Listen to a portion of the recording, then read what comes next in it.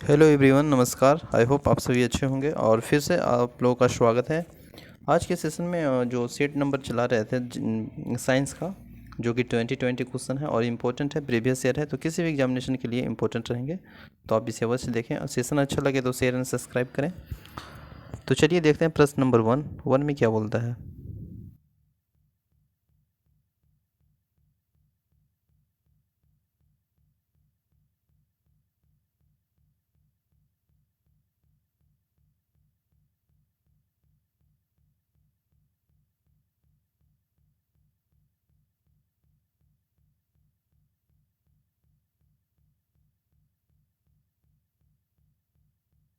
Easy right answer होगा।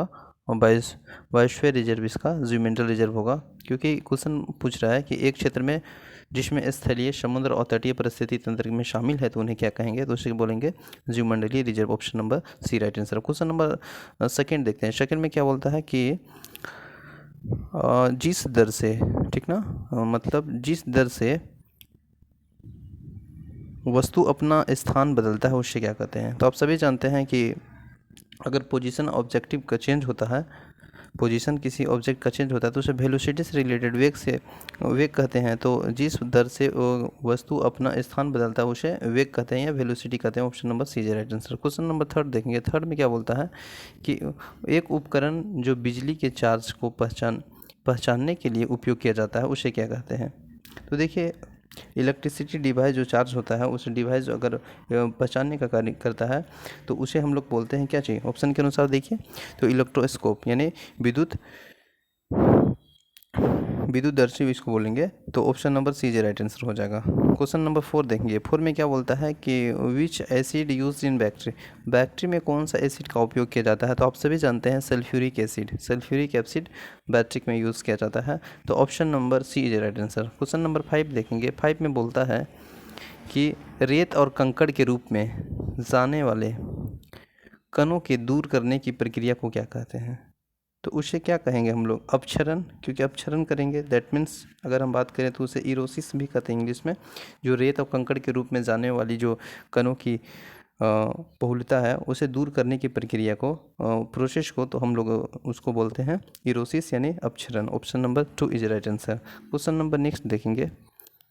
Six में क्या बोलता है कि तापमान जिस पर वायु में जलवाष्प तरल अवस्था में होती है उस क्या कहेंगे। तो देखिए, अगर बोल रहे हैं टेम्परेचर, अगर वाटर वेपर के जो चेंज लिक्विड स्टेट रहता है दैट मीन्स तापमान में जिस पर वायु में जलवाष्प की तरल अवस्था होती है उसे हम लोग बोलते हैं क्या जी, अशोक, यानी that means D point. Option number C is right answer, अशंक। क्वेश्चन नंबर सात में देखेंगे। संगत एक प्रकार का क्या है।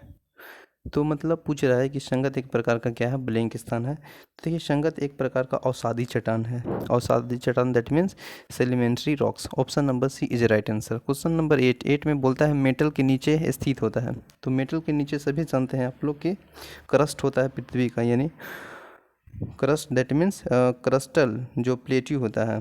तो option number D is right answer. Metal के नीचे क्रस्टल प्लेट स्थित रहता है। तो इसका सही आंसर हो जाएगा, सॉरी माफ़ कीजिएगा मैंने गलत आंसर बोल दिया। और मेटल के जो नीचे, मेंटल के नीचे जो रहता है नीच में स्थित उसे हम लोग बोलते हैं क्रस्ट, पृथ्वी का क्रस्ट, ठीक है। तो पृथ्वी का क्रस्ट तो अर्थ अर्थ क्रस्ट हो जाएगा। Option number B is right answer हो जाएगा, ठीक है। क्वेश्चन नंबर नाइन में देखेंगे क्या चीज़ कि सौर मंडल में सबसे अधिक चंद्रमा वालों ग्रह कौन है। तो देखिए, सौर मंडल में सबसे अधिक अगर हम लोग बात करें ग्रहों के तो बृहस्पति के हैं। तो Brihaspati option number four is right answer हो जाएगा। क्वेश्चन नंबर 10 में देखेंगे। 10 में क्या बोलता है कि खमीर अंगूर के चीनी को ब्लैंक परिवर्तन करती है। तो देखिए, यहाँ पूछ रहा है कि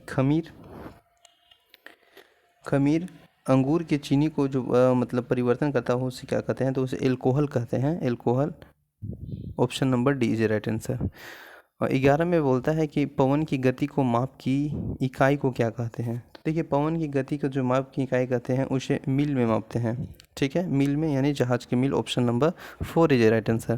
क्वेश्चन नंबर 12 में ब्लैंक है। 10 खनिजों का एक पैमाने हैं जो बहुत ही नरम तालक से लेकर बहुत कठिन है, बहुत कठिन हीरे तक है, बहुत बहुत कठिन हीरे तक है तो उसे क्या कहते हैं?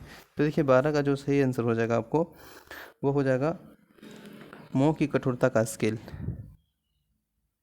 ऑप्शन नंबर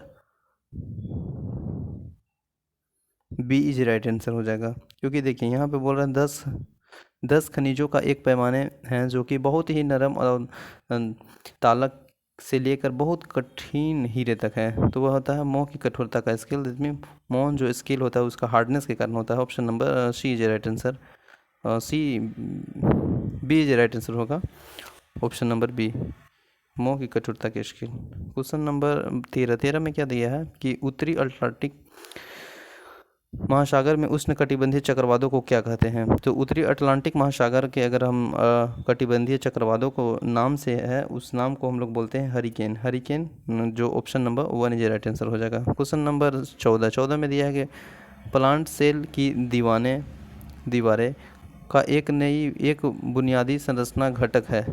तो प्लांट सेल के जो दीवारें हैं उसकी एक बुनियादी संरचना घटक है, उसे सेलुलोज कहते हैं। Option number C is right answer. Question number 15 में देखेंगे कि लाल लिटमस पेपर एक बेस से डूब जाता है तो वो लाल लिटमस पत्र को क्या कर देता है? तो लाल लिटमस पत्र को नीला कर देता है। तो ऑप्शन नंबर नीला ब्लू वाला हो जाएगा नीला, option number B is right answer. Question number 16 में देखेंगे कि निश्चित संरचना का कानून खाली स्थान प्रस्तावित किया जाता है। तो ये निश्चित संरचना का जो कानून है वो प्रस्तावित किया जाता है, वह किया जाता है आपको जोसेफ फ्राउर, option number B C is right answer. ठीक है। क्वेश्चन नंबर 17 में देखेंगे खाली स्थान प्रक्रिया है जिसके द्वारा कोशिका विभाजन के बाद दो कोशिकाओं को विभाजन किया जाता है। तो क्या चीज़ है दो कोशिकाओं के? साइटोकाइनेसिस इसका सही आंसर हो जाएगा, ऑप्शन नंबर बी। फिर देखेंगे क्वेश्चन नंबर 18, मिट्टी में एक नई नाइट्रोजन फिक्सिंग बैक्टीरिया है। तो देखिए मिट्टी में एक नाइट्रोजन फिक्सिंग बैक्टीरिया है, उसको हम लोग किस नाम से जानते हैं? तो उसे बोलते हैं क्या चीज़? Ribosome, option number B is right answer. ठीक है। और सबसे प्रचुर खनिज समूह है, तो सबसे प्रचुर खनिज समूह देखेंगे ऑप्शन में तो आपको है silicate, option number C is right answer. 20 में देखेंगे, 20 में कहा है कि खाली स्थान सल्फर परमाणु एक या एक से अधिक धातु तत्व से बंधे होते हैं। तो वह क्या है? Sulphide, option number 4 is right answer. Thank you so much for watching this session. मिलते हैं नेक्स्ट सेशन में। जय हिंद।